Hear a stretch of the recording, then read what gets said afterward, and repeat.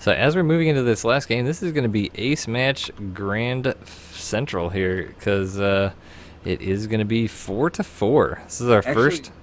I think it's 3-4 at the moment. Let me check here. I'm just setting up the game so I don't have my brain on it. Yes, 3-4. 3-4. So Yep. could go either way. It is still match point for fLc, but Gear in the Rear does need to come back 2 games in order to cinch up this match. Yeah, sorry, just getting my game set up here. I think since this is our ace match here, we are on game number 9. So if Gear in the Rear comes back right. and It is 4-4. The scorecard that we have is wrong. Okay, that's what I was thinking, but I think I botched the scorecard, but I was certainly seeing that if this is a best of 9 and this is game number 9, it certainly must be 4-4. And that's true, and that's not something that we see very often. Frankly, is matches going all the way to game 9, where both teams seem very evenly matched, able to take the games off of each other and move forward, progressing the games. And it's just been a hard-fought battle between both teams, real slugfest. Yeah, it's been real exciting, and so as we're in the ace match here, this is game number 9. This is the last possible game, so we have to give out our second code. Yes, we do. So if you go to you want to tell the fine folks about that while I finish setting this up? Yeah, so if you go to sc2ctl.com/code, you will be able to register with a Google account, and you can enter in the codes for the evening, which the first one was Red Bull, and we will imminently give out the second one. But let me tell you about the prize first. The prize for this week is going to be a handwritten love letter to you from the creator of the league of SC2CTL to show his appreciation for you checking out these matches, checking out these games, and just being a part of the community. So, without any further ado, our second code is playoffs. Playoffs. Given that the playoffs start for SC2CTL at the latest next week, but hopefully this Friday. And that's going to be the real exciting meat of the tournament. That's where the best of the best are gathering and fighting it out, trying to get that top prize of the 5 keyboards generously donated by Das Keyboard to support the league. So thank them, and check out that Reddit thread that Wingnut just posted. That is the Reddit thread for this particular cast. Let us know your thoughts there, and tell your friends that we are live and exciting final match coming up. Also, do give us any feedback you may have. We'd love to hear it in chat, but if we aren't able to pay attention to chat as close as we want while we're actually casting the game, so look us up on Twitter at WingnutSC, at Galligation, and at SC2CTL. I even have a Facebook page /WingnutSC. Contact us through any of those channels. Let us know if you enjoyed the cast, and if you didn't, what we could do to make you enjoy it besides coming over and giving you ice cream. I don't think the ice cream would survive the trip. You never know. You never know. Depends on how close. So going into game number 9 is going to be our ace match of the night. This has been a fantastic series. Thank you for joining us so much. It's the SC2CTL StarCraft 2 Community Team League, the last casted match of the pool stages as we move into the playoffs. This is going to be excellent. I cannot wait to show you the game. As we get right into it, it is in the lower right-hand corner, our yellow barcode.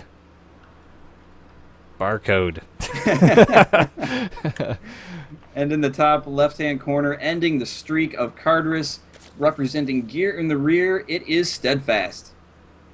So another PvZ. I'm really enjoying seeing all these PvZs because there's a lot of different strategies you can do, especially from both sides, and we've seen a good selection of them all, really. So and it's definitely, I would say, my weakest matchup. So I like seeing all of the variety. Yeah, unfortunately tonight we haven't had any Terran players, so we haven't been able to represent that race. Is it really unfortunate? Well, Terran's a fun race to watch if it's not a fun race to play against sometimes. Just kidding. So in chat, Webnut77 says Red City equals horrible Zerb map with the robot sad face.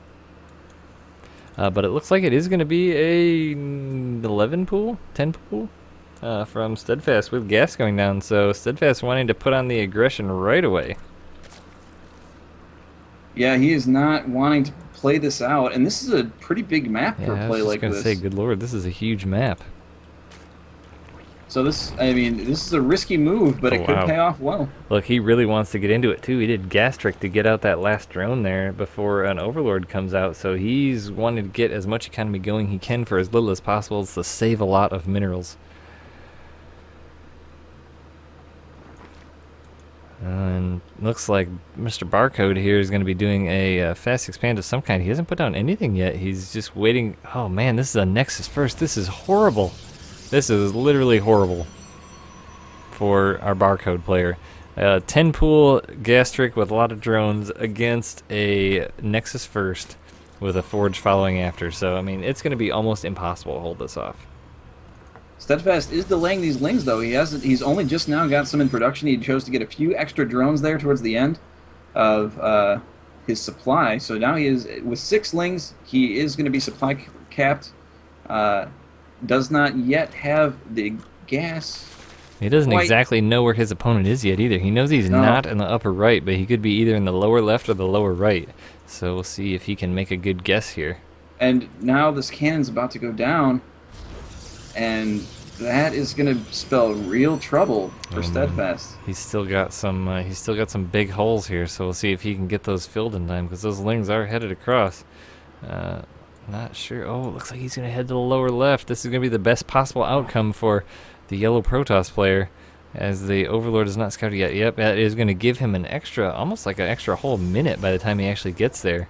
But going into the natural here, not seeing anything, going up to the main, and he sees nothing, so he's really going in, making sure that the Nexus isn't there. Yeah, he's not going to be happy about that decision, as by the time he gets here, this cannon is now up, and he's going to be able to throw down the rest of his wall here. Oh, yeah, and he's going to be completely barred out, so he's going to have to make a quick switch into something, and he's just hugely behind in the economy now, because he made so many lings, 13 drones to 26 now. Yeah, it's a good thing he got that those extra drones right away, because he would have been in a bad position if he would have went full all in. But there is an opening here, so these lings are going to get in. But if he doesn't make up his mind, he's going to lose a lot to that cannon.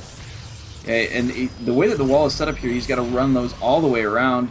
Yeah, that was a great play by the Barcode there to put down that extra cannon or the pylon right in that gap to force them around, and then cancel it. Oh, and he's going to get... Oh, no, and the wall does complete. He's going to try and deal enough damage to kill this, but it's just going to grow faster than he can get the DPS down. And Protoss player is just doing a great job of keeping this wall alive. That cannon is doing so much damage. Now a Zealot is out. 2 sentries being chrono boosted. He's even probably going to cancel this second pylon here. But Steadfast is continuing to make Zerglings. He's really pushing this. Yeah, Steadfast going to be butting his head against a wall in more ways than one. Oh, no. He does get the lings in there, but what's he going to be able to do? There's a force field available on that sentry. Oh, a little late. Now he's keeping himself out of his own main base to try and deal with these Zerglings.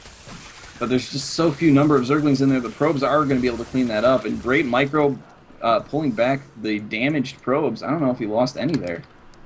Yeah, he lost 2, but still that's much less than he could have. That was really fantastic micro on those probes, pulling them back with the mineral walk to come out of there. Nice force field on that sentry too to be able to save that and keep the Zerglings away. So Steadfast, although he had a glimmer of light at the end of the tunnel, is looking a bit bleak now. Yeah, I mean, that's what happens when you play this risky style, especially on a big map like this, is that you can either have a big payoff or put yourself in a real sticky situation, and it's the latter that he finds himself in this time. Yeah, the yellow Protoss player is supply blocked at the moment. He's going to have a pylon here finishing up, but he's got a lot of units queued up, so he's going to be a little bit behind in the units here because of that supply lock. Just now also getting his mothership core out, so as we look at the Zerg base, there's not a lot going on here. A lot of drones. Natural expansion is just finishing up, but what's Steadfast going to answer this? I mean, Barcode yellow Protoss is so significantly ahead of him right now. And now he's putting down a starport, which is going to be bad news. Yeah. Mothership core is moving forward to do some damage to those lings, so he's going to be forced to retreat. Yellow Protoss is ahead by 10 workers right now, and he knows how far ahead he is with how many Zerglings he was able to kill and keep out, so he's going to go ahead and put down third base, but Steadfast doesn't have nothing to do with that as Zerglings come in, but a lot of sentries there. There are a lot of sentries. Oh, and he sees the number of sentries and decides to move in with those lings with the cannon, getting a few kills off. Able to get into the natural mineral line, 1 kill, 2 kills. Oh, this feel like he's being non-committal enough, these lings. I mean, they're in there, they're trapped, they're going to have to... Oh, and look at that wall off with those pylons immediately get canceled, but great play by the Protoss player. You know, there's some cool prizes in this league for cool achievements, and I think there should be one for number of canceled buildings to keep Zerglings out of your base. Because our barcode friend here would definitely be winning that prize. Steadfast does have an Overlord skirting around trying to see what kind of tech is going down, but the starport is in a really weird spot here. And I'm not sure that I don't think he's seen it. No, he has no idea that it's there. And 2 gateways going down to the 3rd as well with all those sentries. They're going to defend that quite nicely because Steadfast has not a lot of units. He doesn't have any units right now. Steadfast has 0 units besides 2 queens. Wow. Yeah, I mean, I can't necessarily blame him at this point. He was so far behind, he's got to make units. He's now taking a 4th base, so he's getting real greedy here. Yeah, I think he's realizing that his only chance is to be able to get back ahead by outbasing his opponent. Because he knows how far behind he is. Obviously, he has no units. He's putting his entire economy into getting more economy, which is probably the best choice he could make right now. Doesn't have a lot of vision, though, and this tower in the middle is unmanned. He would be wise to put at least something on that to see if something's coming across the map, but, you know, yellow barcode giving him a lot of space right now. Roach Warren is now going down, which is going to allow him to get a lot of roaches out with this many bases, but it's not going to be super effective against all of those starport units, these Phoenix that are out now. He does have a robotics facility, or robotics bay coming down, so we are going to see Colossus. Spire immediately going down as soon as he sees those Phoenix. Yeah, so it's going to have to be Corruptors. Hopefully he doesn't make any Void Rays. That would be the biggest mistake ever. And these Phoenix are moving across the map now. We don't have any Spore Crawlers at all. There's not even a Queen at the 3rd base, no Queen at the 4th base. So he's going to have to pull all of those drones or risk losing them all. Yep. And a bunch more drones do pop at the 3rd base and rally right up there in nice, easy positions to grab by those Phoenix. Luckily for Steadfast, though, the energy is waning on those Phoenix. They decide to go for the Overlords instead of the drones, and they are all bunched up here. There's going to be a lot of kills. Steadfast not even bothering to pull his Queen down. So he's just going to take the hit here. Yeah, you can tell, I mean, you can't even see his face, but you can tell that Steadfast is frustrated. He left those Overlords sit there way too long as the Spore Crawlers are about to finish in his main base. He could have, I don't know how many he would have been able to save, but, I mean, just leaving them there to sacrifice is never a good idea. And now, oh my goodness, his food is double his current supply. Those Phoenix continuing to move around, getting a Queen kill now. And he was just so late on getting those Spore Crawlers down that these Phoenix were able to, unchallenged, move in. Yeah, I mean, in the beginning of the game we were saying how, oh my gosh, a bunch of Overlords pop right in front of the Phoenix. In the beginning of the game we were saying how much of a bad position the barcode was in because of that 10 pool, but this map is so huge those lings were not able to get there in time, and with the opening that barcode had, I mean, he was just set up to take a huge economic lead, especially since Steadfast sacrificed so much early. Infestation Pit going down now, and Groove Spines for the Hydralisk, so they're going to be getting that range upgrade. Looks like he's decided against doing anything with that Spire at this point. And the army of the Protoss player is just really formidable right now. He's got 8 Zealots, an Immortal, a Colossus, 4 Stalkers, 4 Sentries, and 5 Phoenix. So very diverse, and you know, there's only 4 3-lings now on the map for Steadfast, so if he moves in right now, there's nothing to challenge this. I mean, honestly, it doesn't matter what it is right now, because he's going to be edging up on 200 here as soon as he gets his supply up and gets this other Stargate finishing, and he just got a lot of gateways too. It is natural. I mean, look how well, third base, look how well defended this 3rd base is against almost any kind of ground-based attack. Yeah, very well, great positioning, those cannons and the warp gates, or the gateways up front, to block any damage that would be aggressed against them. I think Steadfast knows what's going on, because he got that infestation pit definitely to get this hive, and that's definitely going to be to get Vipers. So he knows these Colossus are going to be out here. It's going to be too late, though. He just doesn't have the units. He's teching too hard too quickly. Hydras are in production, but he's just not going to have enough to do anything to this. And he is catching up ever so slightly in his food, but the yellow Protoss is not going to let him do that for very much longer as he's beginning to move across the map. And those Phoenix are doing a great job of sniping any type of vision that Steadfast would have against this aggression coming forward. Roaches are moving forward, and they're going to walk right into a nightmare here. Oh, it's going to be a nightmare that you would not want to live. Oh, but this is quite the choke here that yellow barcode is walking through. But those roaches, he's screaming for their lives as he senses a big problem. But look at the food count, Oh though. no! Hydra's and Roach going the long way around and unable to get out of there before getting picked off. No, the food count was getting actually pretty equalized there before that happened, but now 2 Vipers in production, but now with them coming out and the Protoss base, or the Protoss army right here ready to attack, it's going to be a little too late to even get enough energy to do anything. They might be able to deal some damage to buildings and get their energy up that way, and huge Hydra swell coming forward. It looks like he's just going to sack this base, though. Yeah, he really has no other option. He doesn't have the army to defend it without, and these Hydras and Roaches are so squishy for this army. That's a word I love to use in StarCraft, squishy army. Now building another Hydralisk, then anticipating his first one going down. Also with these Phoenix, I mean, they can do a decent amount of damage just trying to snipe the Vipers if he gets them out of position also. These Vipers are building their energy, though, both over 100, so they do have ducks ready. They do have their Blinding Cloud, and moving forward, Blinding Cloud does go down. Oh.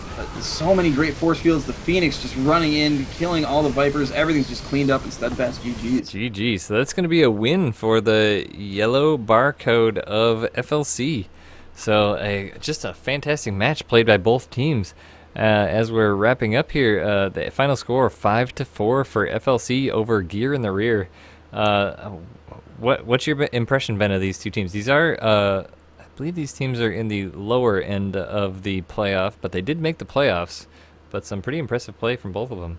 Yeah, you know, like I said before, it's a real slugfest, this match. Both teams sending out the right players at the right time. A few going on streaks, but really back and forth throughout the whole thing. And a lot of the games, you know, weren't incredibly close, it seemed like. So the players were learning from the strategies that they were seeing. They were able to use their skills and abilities very effectively against the players that they were going up against. And I think that both teams are very adaptable, and that's going to serve them really well if they have to climb their way through the lower bracket. Yeah, a lot of Zergs and a lot of Protoss, no Terrans. I mean, I'm sort of popping out interview questions for you because we don't actually have anyone to interview tonight. The teams were not able to get back in touch with us for the usual information we like to get, bios, and also for a post-match interview from the winning team. So just chatting about the matches a little bit, you know, ZVZ and PVZ. As a Zerg player yourself, what terrifies you about these games and what makes you feel really cool about the metagame of ZVP at the moment? Well, you know, I think that a lot of the terrifying play that we saw tonight is in the Phoenix. You know, the Phoenix were just handled so well, getting huge snipes on those Overlords, keeping the Zerg back at his base, giving him a hard time getting that economic build-up. And I think that Zerg's going to have to really figure something out to deal with that. Now, granted, you could just get some extra Spore Crawlers, you could just get a few extra Queens and be tidying that up. But it seems like these Zerg players were trying to lean in terms of the defense against that, and trying to go straight into Hydra rather, to try and deal with that. So it'll be interesting to see how the metagame particularly evolves to deal with that problem. I think we saw some really cool play from Steadfast against Cardris when he saw that Phoenix play was transitioning into Colossus, decides to bait it more with making some Hydras, and then quick switch into Mutalisk and be able to clean up that army pretty easily. Yep, some good matches we had. I mean, on my side, the thing that terrifies me is the mutas. I mean, that's really the linchpin, I think, of the Zerg army. So it's just really a matter of if you can get them out, it seems like. Yeah, I mean, you have to get the right number of them, though, especially if the Protoss player is going Phoenix early. Phoenix are pretty good against those Mutalisks, especially if you can get their range upgrade. So you got to be real careful with the micro there. Yep. So that's going to wrap up a pretty amazing series between GinR in the rear and fLc for SC2CTL. Thanks for joining us tonight. We will be back again on Friday, 8:30 p.m. Eastern Daylight Time, hopefully with a playoff match, but if the playoffs are not ready to be casted yet, we will be casting a different game. Do follow us on Twitter at Wing.SC, at Galligation, and at SC2CTL to find out information of what will be casted. Also, we would love to get some live casts out here as we get into the playoffs if the teams are available, so we have that to look forward to. Absolutely. So if you want to see the full bracket and information going into the playoffs, please check out SC2CTL.com. You'll get all the information on the teams, all the information on where they stand in the bracket, and we have some really interesting games coming up in the coming weeks. So after this week, we'll see you every Tuesday and Thursday at 8:30 Eastern Daylight Time. Yep, and with that, we'll be signing off, so we'll see you on Friday. When will the VOD be up? Kirk SCS. The VOD will be up probably by tomorrow afternoon. You can find that at youtube.com/WingNutStarcraft. We do have all the VODs of the previously casted matches as well. I'm glad you said that. So you do have those to go look back on. I think we've had 2 a week now for almost 6 weeks, so we've got 10 to 12 VODs of casted matches up there, so there's a lot of good SC2CTL content if you want to go back and looking at the playoff bracket and see how some of these teams perform. There's some good stuff to be seen there, so do check that out. Absolutely. Any other questions or comments in chat? We'd love to hear them, as we'll be here for a minute, but for the most part, this is going to be us signing off. Thanks, Kirk, for your comments, and stick around for next time on Friday, 8:30 p.m. Eastern Daylight Time, this cool channel, this cool place. We'll see you then.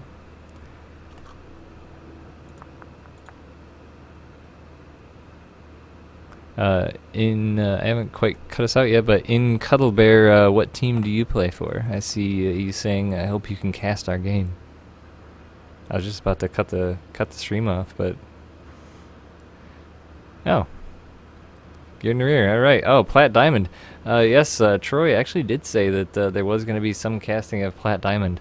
He hasn't actually talked to us about that yet, so I'm assuming maybe one of the secondary casting teams that jump in once in a while may be casting that, but I know he wants to get some of the lower games cast. And also, I think if anyone knows of any casters out there looking for a job that's unpaid, but a really fun job nonetheless, do let Troy know. I know he'd like to get another casting team to cast some of the lower, the lower divisions as well, especially the Plat Diamond, and the Bronze, Silver, Gold is the other division. So if anyone knows of anyone out there interested, do email adult@sc2ctl.com. And thanks for that question. So with that, if there's nothing else, we're going to sign off. Alrighty. See ya.